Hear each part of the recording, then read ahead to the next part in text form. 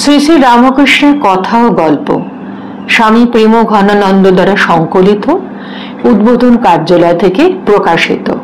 আজকের গল্প পণ্ডিত ও গয়লানি।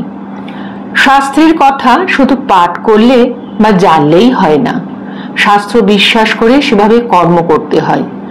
যারা মুখে বলে এক আর কাজে অন্যরকম করে তাদের ধর্ম হয় না। গঙ্গা তীরে এক পণ্ডিত বাস করতেন। পণ্ডিতের অগাধ বিদ্যা আর দেশ বিদেশে খুব নাম। এক গয়লানি রোজ সকালে তার বাড়িতে দুধ দিত।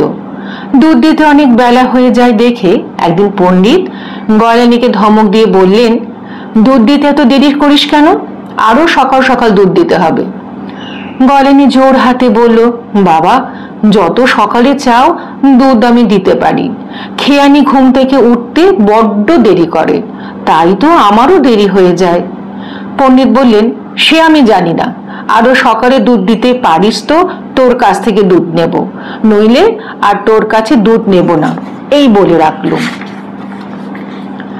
ভারী চিন্তিত হয়ে গয়লানি বাড়ি ফিরে গেল। বাড়িটা নদীর ওপারে। অলস খেয়ানিটার জন্যই তো যত ভাবনা। সেদিন বিকেলবেলা গয়লানি দুধের দাম আনতে আবার পণ্ডিতের বাড়ি গেল। গিয়ে দেখে মস্ত এক সভা। কত বড় বড় লোক বসে আছেন আর পণ্ডিত শাস্ত্র পাঠ করছেন। কি সুন্দর কথা হচ্ছে, সকলে এক মনে বসে শুনছে।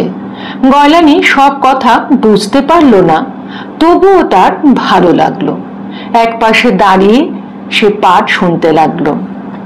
পাঠের এক জায়গায় পণ্ডিত বললেন, যে হরিনাম করে অনায়াসে সে সংসার সাগর পার হয়ে যায়। এই কথাটা গয়লানির বড় মনে লেগে গেল। সেদিনও দুধের দাম নেওয়া হলো না। কথাটা ভাবতে ভাবতে গয়লানি বাড়ি ফিরে গেল। পণ্ডিত বলেছেন, দেরি হলে আর দুধ খাবেন না। গয়লানি তাই পরদিন খুব সকালে দুধ নিয়ে পণ্ডিতের বাড়ি যাত্রা করলো। অনেক ডাকাডাকি করেও যখন খেয়ানিকে অত সকালে ঘুম থেকে তুলতে পারলো না, তখন সে মনে মনে ভাবতে লাগলো, পণ্ডিত কাল বলেছেন হরিনাম করে অনায়াসে সাগর পেরিয়ে যাওয়া যায়। হরিনামে যদি সাগর পাড়ি দেওয়া যায় তবে এ নদী তো অতি সহজেই পার হয়ে যাবে। আমি কি বোকা। এই ভেবে সে মনে মনে হরিকে স্মরণ করে নদীতে নেমে পড়ল। সরল বিশ্বাসের কি আশ্চর্য মহিমা। গয়লানি অনায়াসে পায়ে হেঁটে নদী পেরিয়ে গেল।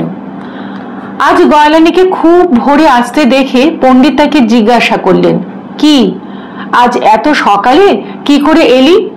তোদের যেমন বুদ্ধি, যেমন কুকুর তেমন মুগুর না হলে হয় না। আজ খেয়ানি কি করে পার করে দিল? গয়লানি বললেন, খেয়ানি এখনো ঘুমোচ্ছে, সে আমাকে পার করে দেয়নি। তাহলে এলি কি করে শুনি? তোর দুখানা পাখা গজিয়েছে, আমার সঙ্গে ফাঁকি। দেখো বাবা ঠাকুর, আমি মুখ্য মানুষ, আমি তোমাকে আবার কি ফাঁকি দেব? তুমি তো আমাকে এতদিন ফাঁকি দিয়ে এসেছ।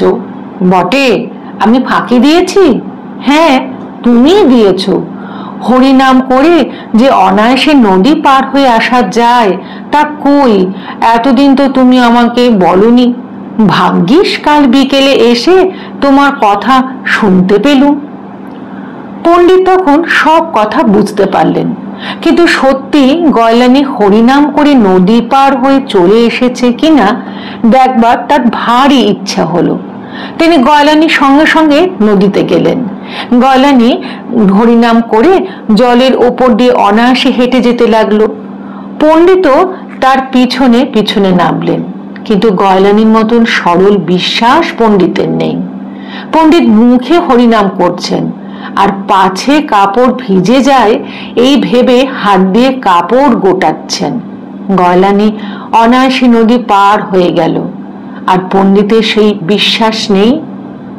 তিনি নদীতে ডুবে গেলেন। জয় ঠাকুর, জয় মা।